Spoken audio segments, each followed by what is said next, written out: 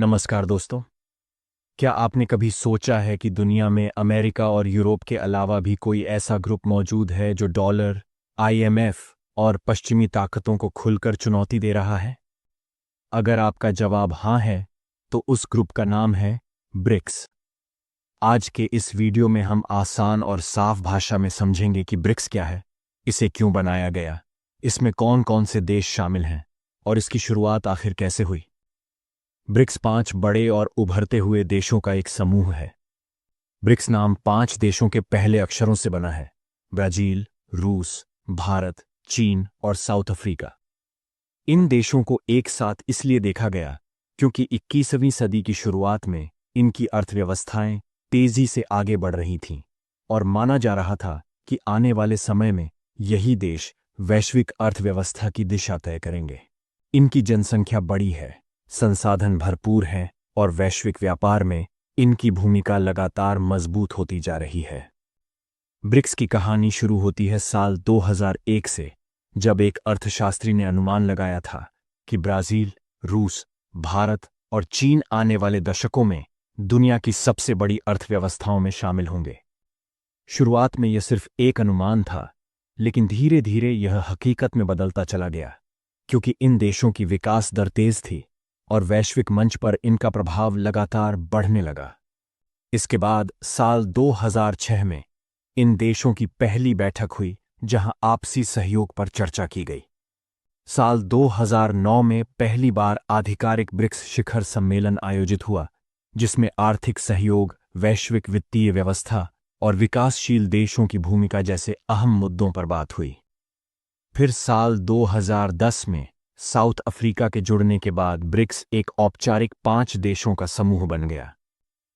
BRICS के बनने के पीछे एक बड़ी वजह यह भी थी कि उस समय आईएमएफ और वर्ल्ड बैंक जैसी वैश्विक आर्थिक संस्थाओं पर अमेरिका 100% का नियंत्रण था और यूरोप का दबदबा था, और कई विकासशील देशों को लगता था कि उनकी बातों को उतना महत्व नहीं दिया जाता।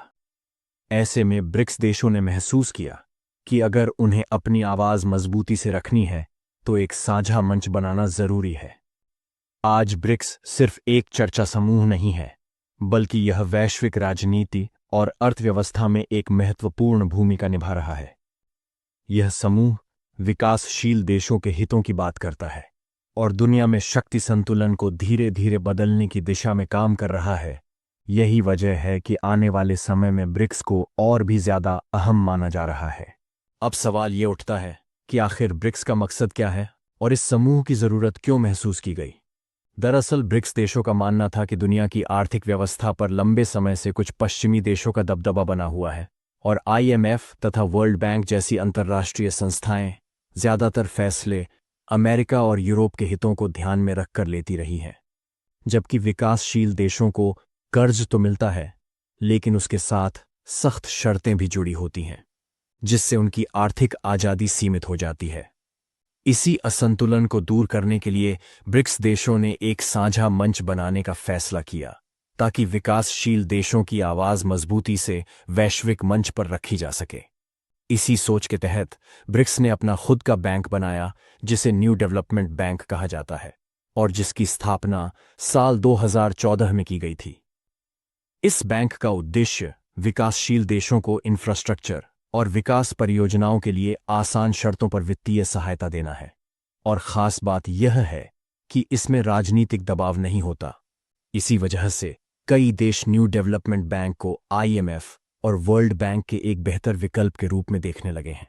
पिछले कुछ वर्षों में ब्रिक्स को लेकर सबसे ज्यादा चर्चा डॉलर को लेकर हुई है, क्योंकि ब्रिक्स देशों का मानना है कि अंतर्राष्ट्रीय व्यापार में केवल डॉलर पर निर्भर रहना कई देशों के लिए जोखिम भरा हो सकता है। और जब अमेरिका अपनी नीतियों में बदलाव करता है या प्रतिबंध लगाता है, तो उसका असर पूरी दुनिया पर पड़ता है। इसी वजह से ब्रिक्स देश आपसी व्यापार को अपनी स्थानीय मुद्राओं में करने की दिशा में आगे बढ़ रहे हैं। हालांकि अभी तक ब्रिक्स की कोई साझा मुद्रा लॉन्च नहीं हुई है, लेकिन यह साफ है कि डॉलर के एकाधिकार पर सवाल उठने लगे हैं। अगर ताकत के आंकड़ों की बात करें, तो आज ब्रिक्स दुनिया की लगभग 40% आबादी का प्रतिनिधित्व करता है। साथ ही तेल, गैस, खनिज संसाधन और मैन्युफैक्चरिंग के क्षेत्र में ब्रिक्स देशों की पकड़ बेहद मजबूत है। यही कारण है कि कई नए देश भी ब्रिक्स में शामिल होने की इच्छा जता रहे हैं। भारत के लिए ब्रिक्स विशेष रूप से महत्वपूर्ण है क्योंकि इसके जरिए भारत को वैश्विक मंच पर अपनी बात रखने का अवसर मिलता है और भारत पश्चिमी देशों तथा पूर्वी शक्तियों के बीच संतुलन बनाते हुए अपने राष्ट्रीय हितों को आगे बढ़ा सकता है। कुल मिलाकर ब्रिक्स सिर्फ एक संगठन नहीं बल्कि दुनिया की बदलती शक्ति संरचना का संकेत है और आने वाले समय में इसकी भूमिका और भी अहम होने वाली है। अगर आपको यह वीडियो पसंद आया हो तो लाइक करें, शेयर करें और ऐसे ही वीडियो के लिए चैनल को सब्सक्राइब करें। धन्यवाद।